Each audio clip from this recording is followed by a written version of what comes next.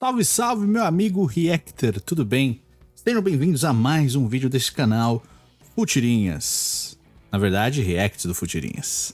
Estamos ao vivo em definitivo para mais um React. Dessa vez eu vou reagir a um vídeo do canal do Melo e o tema é: o futebol era melhor nos anos 2000? E com vocês, junto comigo, farei as minhas ponderações sobre esse vídeo, tá? Já peço de antemão seu like, é muito importante, seu comentário, compartilhe o vídeo com um amigo seu e agradeço ao canal do Melo aí, que eu entrei no canal, só tem esse vídeo, né? Ele faz mais shorts, esse é o único vídeo longo do canal. Então, cara, vou reagir aqui, vou fazer minhas ponderações, não se ofenda se eu discordar, tá bom? Vou colocando aqui, tentando agregar um pouco de conteúdo, se eu puder, se eu tiver essa capacidade durante o vídeo, beleza? Então, você que tá assistindo, muito obrigado pela companhia e bora lá para este react maravilhoso. Pimba, começou. Os anos 80 e os anos 90 foram muito bons pro futebol. A gente teve jogadores que marcaram décadas e simplesmente não ligavam pra nada que a imprensa diziam e falavam sobre eles. E os caras Calma, começar aqui já pausando. Não é que não ligavam, sempre ligaram, meu irmão. Sempre ligaram, sempre teve muita coisa ligavam. Tem momentos históricos aí do próprio Pelé, que eu acho que eu posso usar como exemplo aqui. Tem uma fala do Pelé sobre a Copa de 70, inclusive, ou seja, o terceiro título dele de Copa do Mundo. E uma fala dele mais impactante do que o título, do que a alegria do campeonato, é o alívio da conquista, da sua cobrança, de você conseguir chegar lá e conseguir se sentir aliviado pelo fato de você ter conquistado. Então sempre houve, não é de agora, tá? Sempre houve, sempre ligaram. Agora só é diferente, então calma, tá bom? Eu vou fazer minhas ponderações, já avisei, né? Mas não é que não ligavam pra nada, tá, irmão? Então fica aí o recado. simplesmente agiam da forma que eles queriam. Os caras ganhavam título, eles faziam gols, os caras eram o melhor jogador do mundo e pra mim o melhor exemplo disso é o próprio Romário. Pô, cara, não tem jeito, o baixinho com certeza era o mais diferenciado do seu tempo. E mano, muitas pessoas elogiam bastante os anos 80 e os anos 90, mas eu vejo poucas pessoas falando sobre o quão bom foi os anos 2000 no futebol. Mano, eu vou separar em simplesmente três partes. A primeira delas é a questão dos jogadores de futebol com fãs e com... Gostei que ele já tá usando a fonte Comic Sans, que é a fonte da juventude, a fonte que a juventude usava nos anos 2000. Este menino é empreendedor. O problema é que ele escreveu imprensa errado, né? Escreveu imprensa. Ô, meu irmão, pelo amor de Deus, Melo. Rapaz, com todo respeito aí, brother. Eu sei que você tá falando uma linguagem mais coloquial, tá ligado? Não tem problema nenhum, né? Falar de gíria não me incomoda em nada, de verdade, né? Eu também falo as minhas, mas, cara, escrever é importante. Imprensa, sem um E só, um N e o SA. Meu amigo, por favor, essas coisas tem que prestar atenção. Pra quem vai criar conteúdo, é importante ficar até como dica aqui, tá? De quem cria conteúdo há bastante tempo. Alguns erros aí, erros acontecem, mas esse tipo de erro aqui tem que tomar cuidado, tá, brother?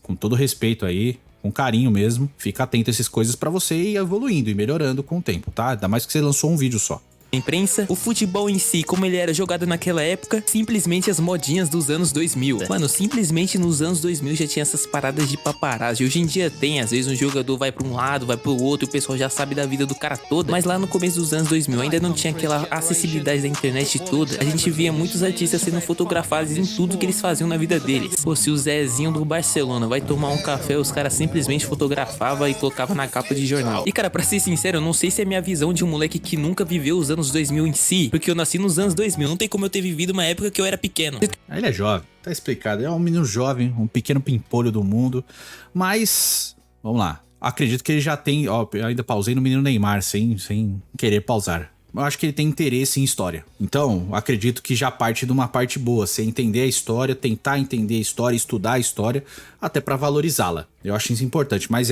pelo jeito ele mostrou, eu sou um moleque jovem, né? E se refere a si como moleque. Tá certo, tem que botar as caras mesmo, tem que fazer conteúdo, tem que ir atrás, tem que estudar, tem que pegar informação, tem que falar sobre elas, tem que conversar sobre isso.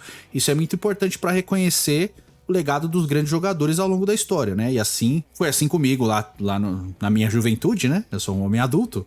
Na minha juventude foi assim, tentando entender, pesquisando, lendo bastante, acompanhando vídeos, pra entender a história até de momentos que eu não acompanhei, né? E acompanhar a partir da onde eu tenho conhecimento, tá? Tenho uma leve impressão que a maioria das crianças daquele tempo queriam ser jogadores de futebol e as suas principais inspirações eram os próprios jogadores de futebol. Pô, cara, pensa bem, antigamente as crianças brincavam muito mais nas ruas, elas jogavam muito mais futebol, e hoje em dia, querendo ou não, acho que a coisa mais predominante entre os jovens e adolescentes são as redes sociais. Então, botou o Neymar jogando em 2010, 2006, apareceu ali, era o Janchera também, né? O Janchera e o Neymar.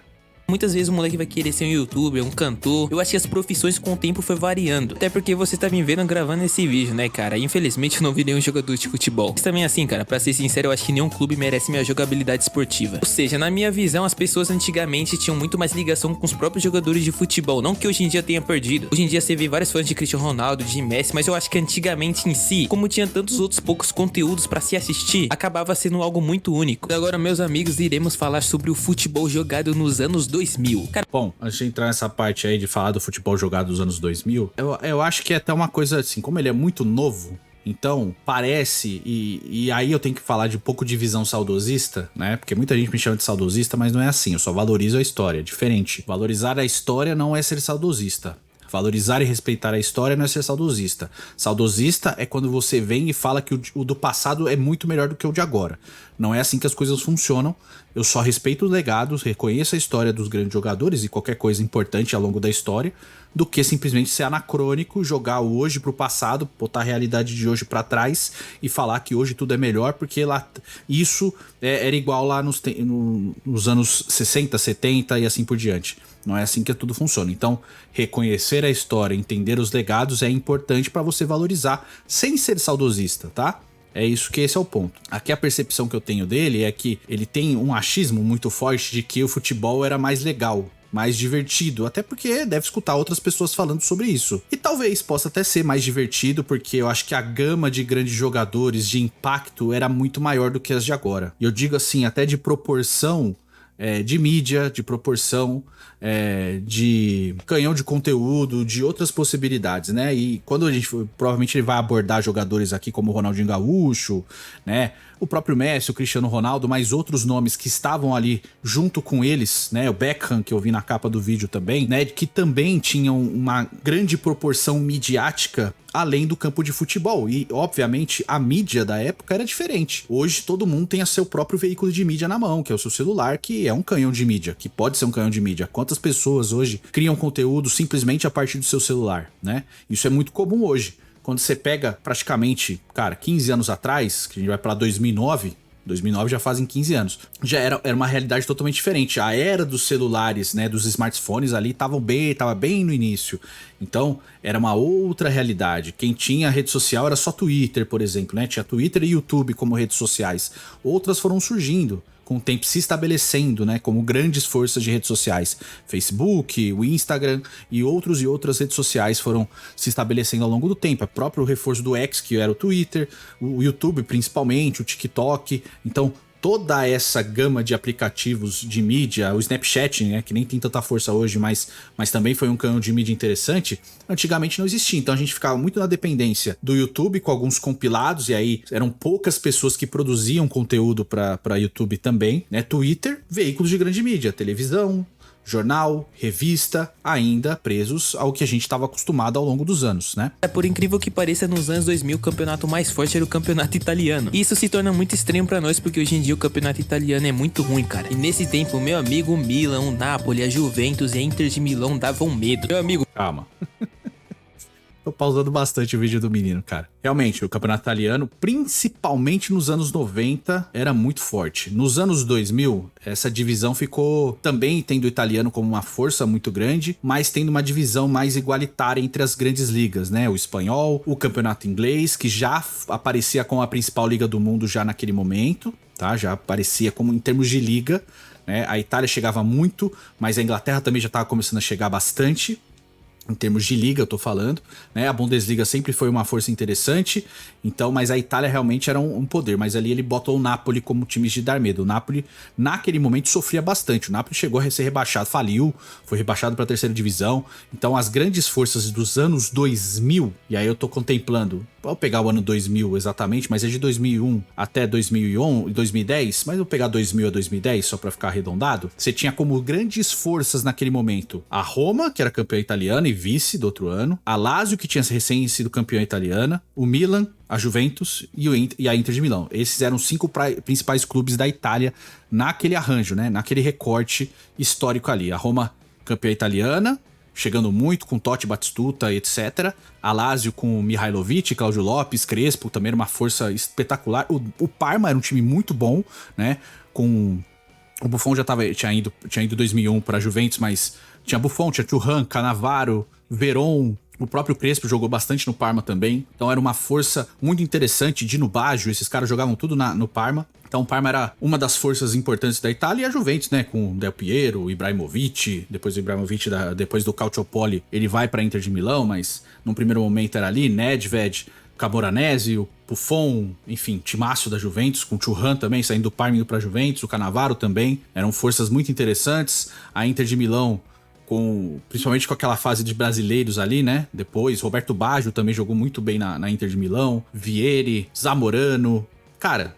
Vou ficar citando jogadores e jogadores aqui. O Milan, obviamente, né? Kaká, Shevchenko, Seedorf, Rui Costa, Pirlo, puta merda, né? Maldini. Era um timaço espetacular, o Dida, etc. Principalmente o Milan, porque ele tinha simplesmente dois indivíduos, um chamado Maldini e o outro chamado Gattuso. E meu amigo, não é querendo falar nada não, mas esses caras botavam medo em qualquer um. E olha, cara, o Gattuso era mais pela força física e pela intimidação que ele fazia com os jogadores, mas era um bom jogador. Agora, os grandes jogadores do Milan, cara, eu posso enumerar aqui. O Dida no gol, uma constância maravilhosa. Depois, na lateral direita, a gente vai ter o Cafu, num segundo momento ali, que foi campeão de Champions, o caramba, jogou muita bola no Milan também, já mais velho. Na lateral esquerda tinha o Jan Kulowski, algumas vezes o Maldini também, e o Kaladze. Na zaga, o Nesta, que era um monstro, costa curta no banco.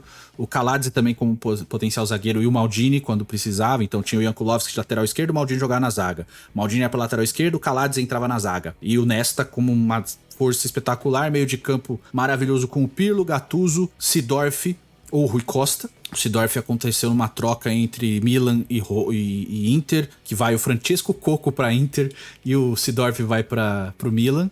O Kaká, o Shevchenko e o Inzaghi. Depois o Shevchenko e o Crespo. Mas é assim, era um time espetacular, cara. O Milan era um timaço.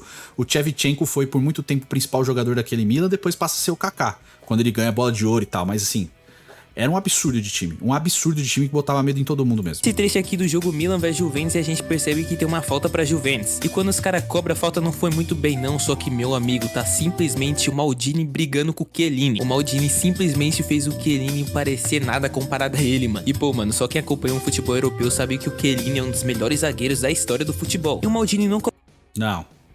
É um ótimo zagueiro, mas um dos melhores da história do futebol, não. Um dos melhores da história do futebol é justamente o que tava ali brigando com ele, que é o Maldini, tá? O Maldini é, sim, um dos maiores zagueiros da história do futebol. Pra muitos, o maior zagueiro da história do futebol, cara. O maior defensor da história do futebol. Compete em nível de igualdade ali com o Roberto Carlos e outros grandes defensores, tá? Mas zagueiro, o Maldini é, sim, um dos maiores da história do futebol, ao lado do Franco Baresi, que jogou com ele na seleção italiana e no Milan também, mas de uma geração anterior. Colocava medo nos caras porque ele era um cara brigão, mas sim porque o cara jogava muita bola, mano. Há muitas pessoas que falam que o Maldini foi o melhor zagueiro que elas já viram jogar. Cara, já falando do Gattuso, a gente viu um jogador completamente diferente. A gente viu um jogador extremamente calmo, um cara que não se envolvia em briga, um cara que quase nunca machucou ninguém num campo de futebol. Eu acho que talvez ele tenha sido um dos jogadores mais tranquilos que o futebol já teve em sua história. Mas de fato ele era um grande jogador e foi muito importante pro Milan também. E cara, nos anos 2000 a gente também viu o começo de um tal menino chamado Messi.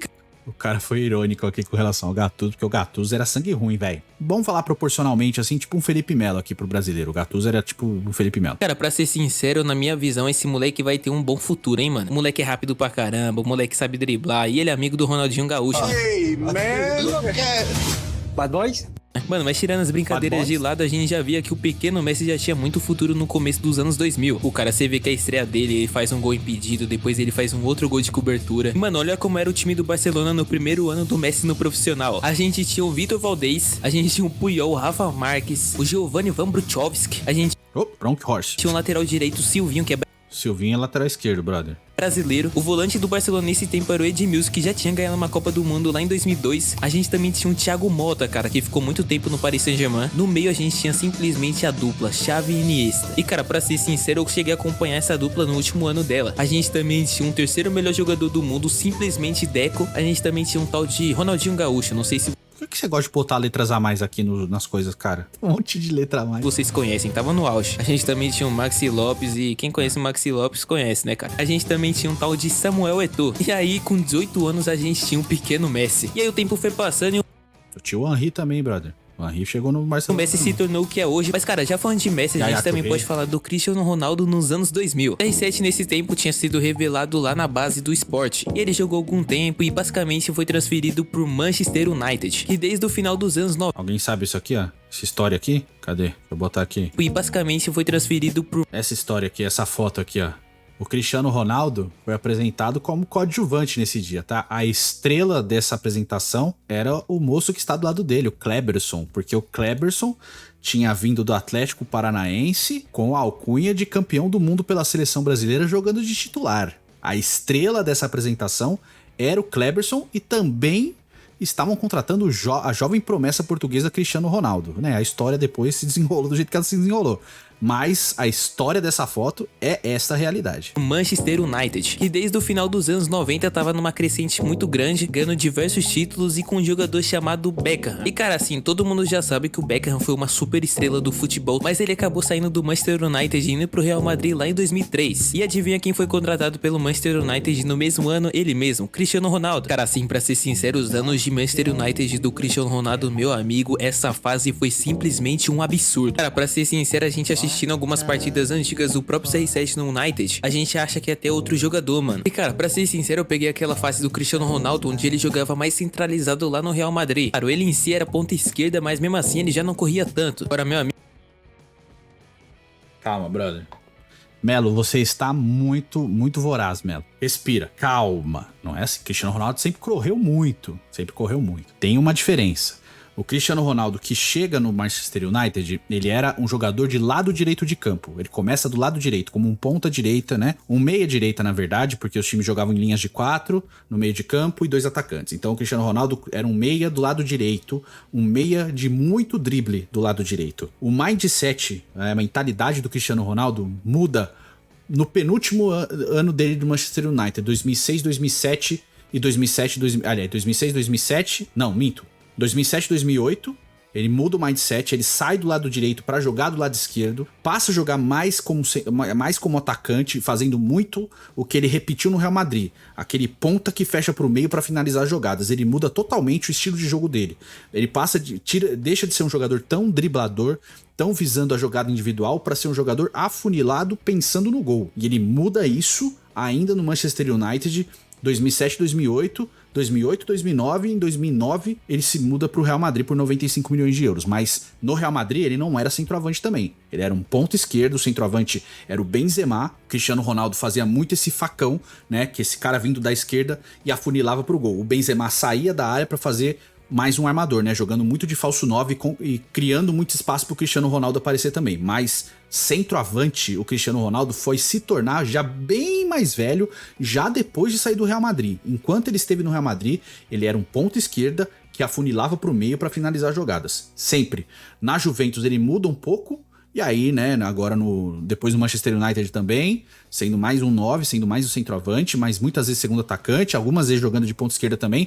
E aí no Al Nassr, centroavante de vez, tá? Mas demorou muito pro Cristiano Ronaldo virar um centroavante de vez. No Real Madrid isso não aconteceu nenhuma vez. Amigo, nesse tempo aí o cara corria, o cara cruzava, o cara driblava todo mundo, parecia até que era o Neymar jogando, mano. Foi nesse tempo mesmo que ele virou grande amigo do Rooney, teve aquele trio lá, Quaresma, Nani. Se eu não me engano, foi na temporada 6 e 7 que ele simplesmente entrou no melhor time do mundo como meio armador, mano. Fora eu acho que... aquele trio lá, Quaresma.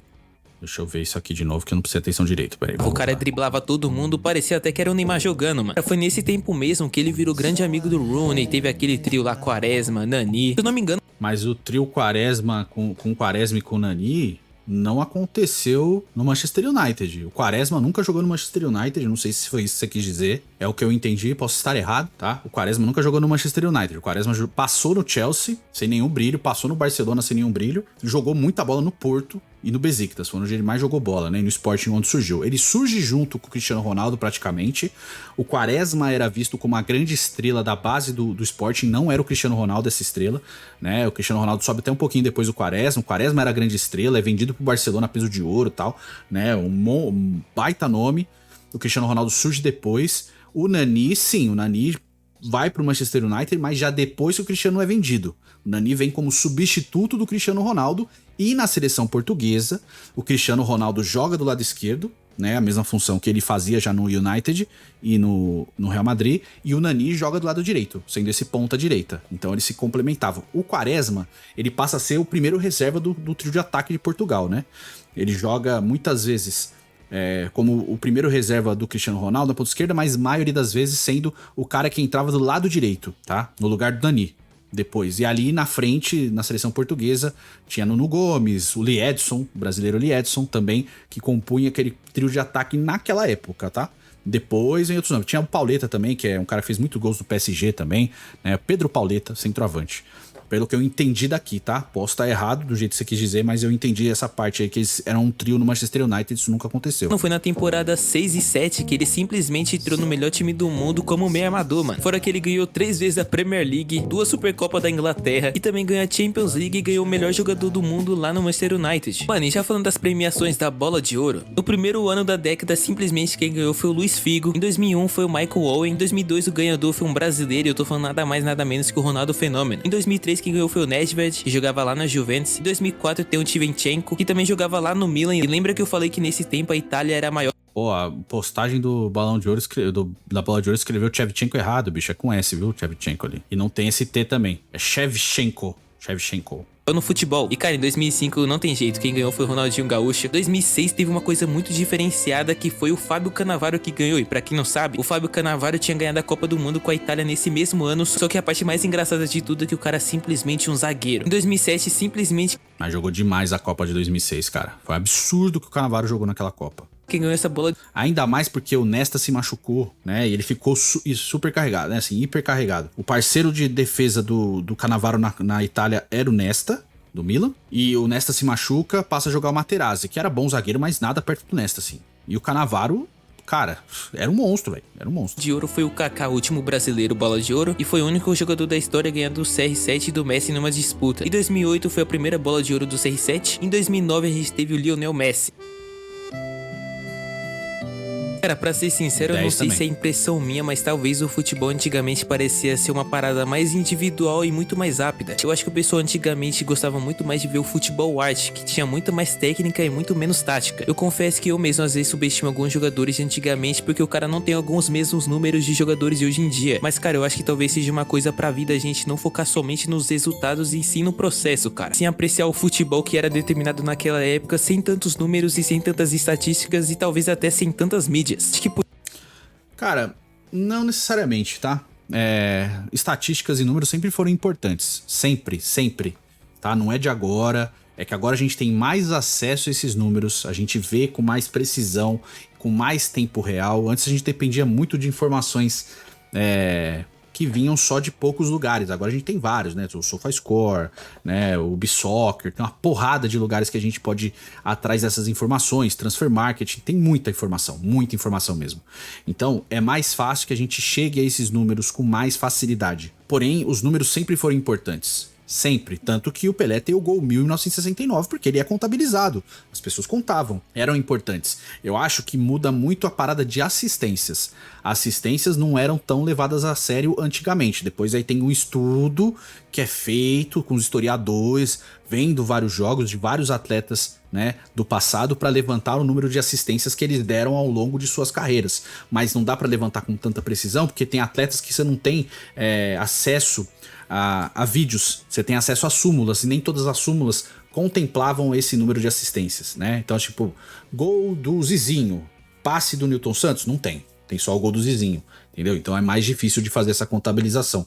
Com o acesso à informação, com o futebol em vídeos e etc., aí fica muito mais fácil. Porém, os números sempre foram importantes, tá? Talvez seja uma percepção que você tem por agora, mas ela é errada. Não é com desdém que eu falo. Porém, você vai aprender isso com o tempo também. Mas os números sempre foram importantes. Não que antigamente, nas décadas passadas, se ligava mais pra arte ou pro futebol bem jogado. Isso se liga até hoje, isso é importante até hoje. O que eu acho que é a grande diferença é que o impacto midiático dos jogadores de hoje é menor do que eram antigamente. Então hoje, midiaticamente falando, a nível mundial, você tem poucos jogadores que têm esse impacto de mídia.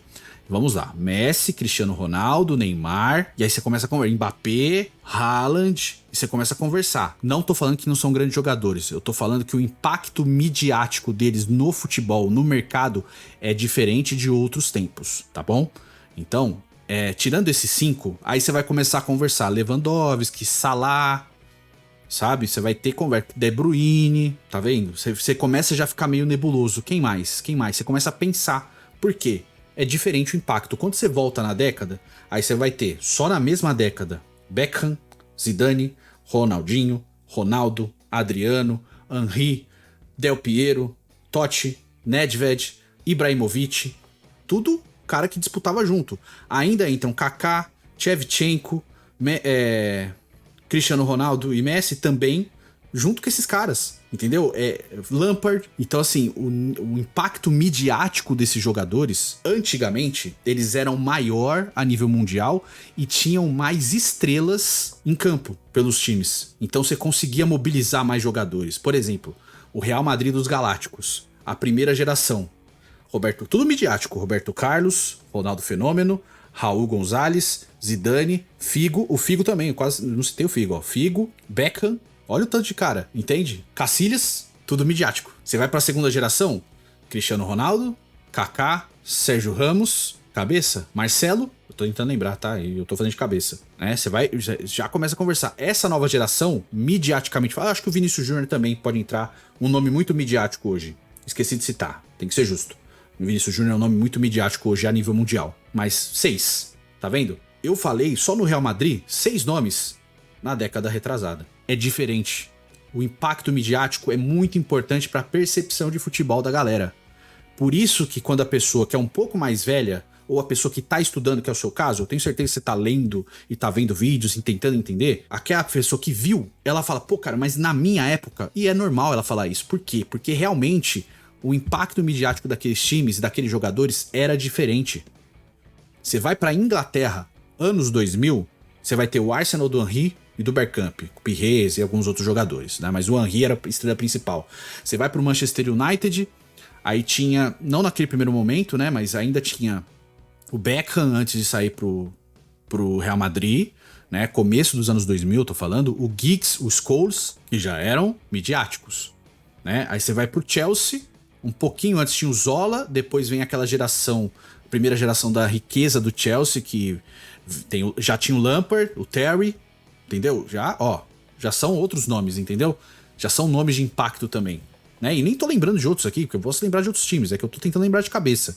Você vai pra Itália, aí você olha pro Milan, todos esses que eu citei anteriormente, Shevchenko, Seedorf, Maldini, Pirlo, Gattuso, sabe? Rui Costa, só no Milan.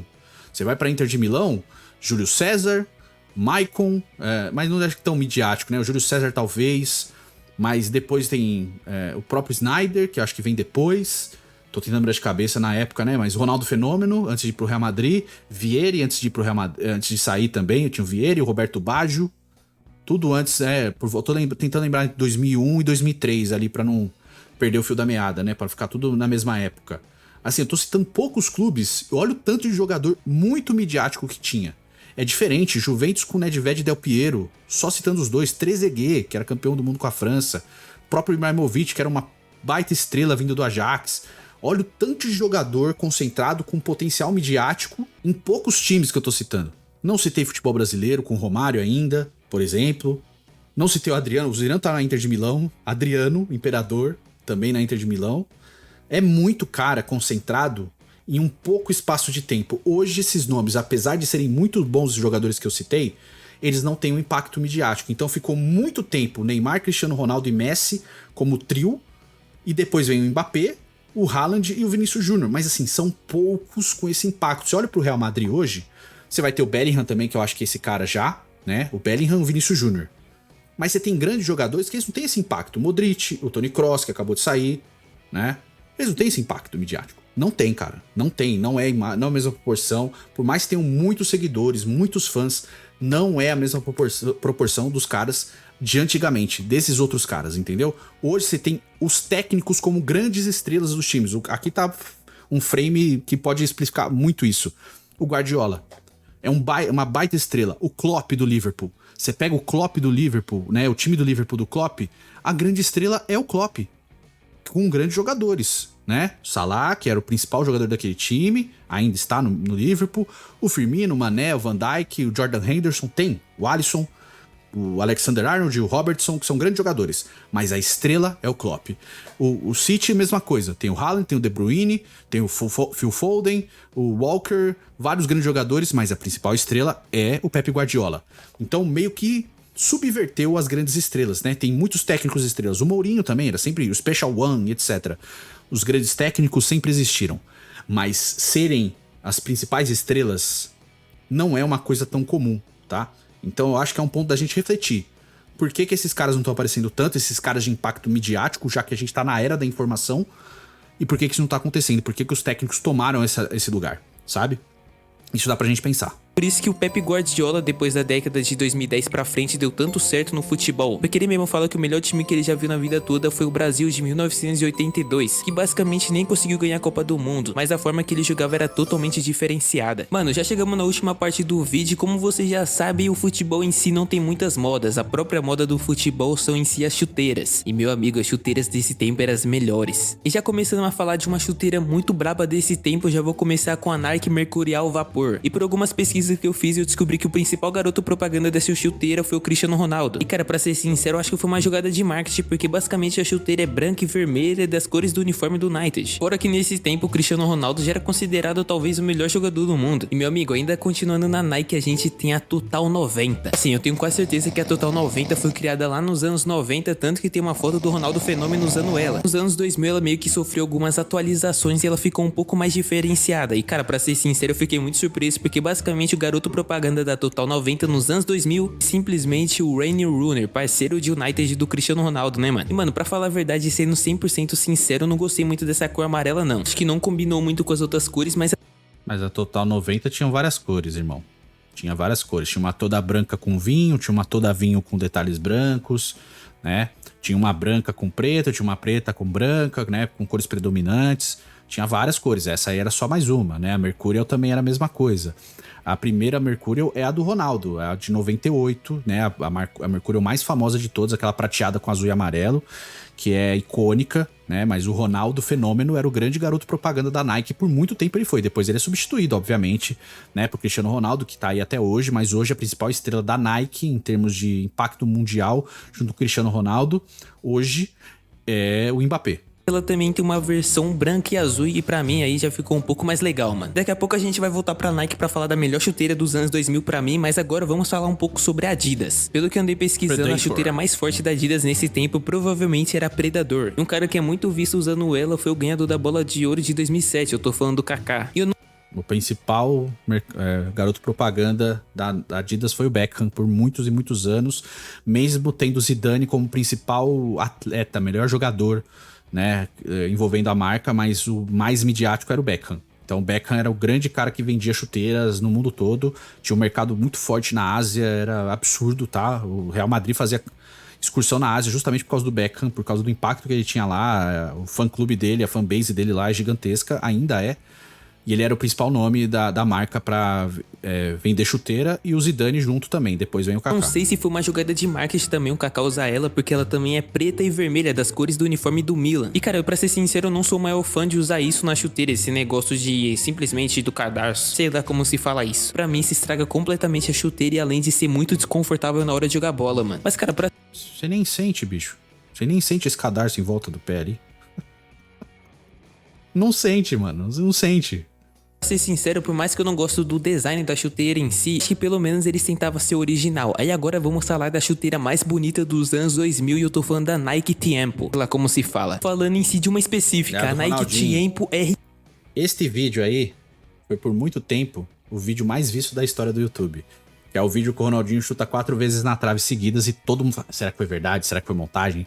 E ficou essa essa lenda urbana até hoje. 10. Uma chuteira totalmente inspirada no Ronaldinho Gaúcho. Mano, olha a cor dessa chuteira, 2006, mano. tá? Que chuteira braba, mano. Pra 2005, 2006 que essa chuteira foi, não é 2010. ser sincero, comentem aí uma outra chuteira que vocês acham que seja mais bonita que essa, ou até falem que essa é a chuteira mais bonita, mano. Isso merece o debate. Um dia eu vou fazer um vídeo tier list de chuteiras. Mas não tenho que falar das chuteiras dos anos 2000. Elas conseguiam ser originais e por mais que algumas eu não ache tão bonitas, elas têm um certo mérito. E é isso, mano. Espero que você tenha gostado do vídeo. Se inscreva no canal que vai ter vídeo não sei quando. Bom, cara, assim, acho que não vou falar, pô, achei o vídeo muito louco, porque eu acho que tem muitas pontas que dá pra melhorar, mas assim, é um primeiro vídeo do cara, não vou falar, pô, tá um lixo e tal, eu acho que dá pra melhorar bastante, mas é com o tempo, é com a produção, é ir melhorando, é ir pesquisando mais, é lendo mais, é se informando mais, vendo mais vídeos, isso é normal, tá? Acho que tá para o primeiro vídeo a tentativa é super válida, porque se você voltar no Futirinhas e ver o primeiro vídeo do Futirinhas é horroroso de ruim, muito mal feito, um barulho chato do caramba, o Pepe batendo uma canetinha na mesa o tempo inteiro, aquele barulho o tempo inteiro, a gente mandou pro ar, cara. Então, é isso aí. Comparado ao primeiro vídeo do Futirinhas, tá uma maravilha esse vídeo, né? A edição tá boa, a voz tá boa, eu acho que é aquela coisa, melhorar um pouquinho a dicção na hora da fala, né, que é importante, e arrumar o tempo verbal, provavelmente das coisas escritas ali, né, principalmente dessa parte. De resto, eu acho que o vídeo tá bom. Eu acho que tem algumas pontas, é normal, mas eu percebi no vídeo dele que ele tem uma vontade de acompanhar, de entender a história, e isso eu acho super válido, então eu tô forçando o mundo aí pro canal do Melo. Espero que cresça, espero que tenha visibilidade, mas sobre o tema do vídeo, eu não sei se eu falo que é melhor, só que eu acho que era mais prazeroso de acompanhar. Então pode ser considerado melhor sim, tá? Mas não quer dizer que é saudosismo. Eu não acho o futebol de hoje ruim, né? Muito rápido, eu não acho isso. Eu acho que hoje tem grandes jogadas, grandes jogadores, a tática é muito forte. Eu tenho um futebol mais físico e tal. Também eu acho que tem muita predisposição, e aí é um problema mundial, não é do Brasil ou da Europa, é um problema mundial de privilegiar a força em detrimento ao talento. Eu acho que ali nos anos 2000, 90, 2000... existia ainda uma tentativa de equilíbrio dos dois que eu acho mais parecido com o que eu gosto, pessoalmente. Tentar achar esse equilíbrio entre as duas coisas, talento e força física, não um se sobressaindo ao outro. Mas eu entendo também a evolução do jogo, de como ele tem que melhorar, como essa parte física é importante, quanto o Vinícius Júnior, por exemplo, melhorou depois de aprimorar a parte física para que a parte técnica se sobressaísse. Então, assim, tem muita coisa que a gente vai analisar do jogo atualmente, que a gente pode levar em consideração e considerar melhor. Só que eu acho que impacto midiático em termos de grandes jogadores, de leque de grandes jogadores, eu acho que sim. A década de 2000, ela oferecia uma gama maior de grandes jogadores pra gente. Jogadores em nível midiático. Por exemplo, você olha pra Holanda de hoje, você não fala de ter um grande jogador nesse nível. Desse jogador que mexe muito assim com impacto de mídia. Você volta um pouco nos anos, 10 pelo menos, você, Van Persie, Robben, sabe?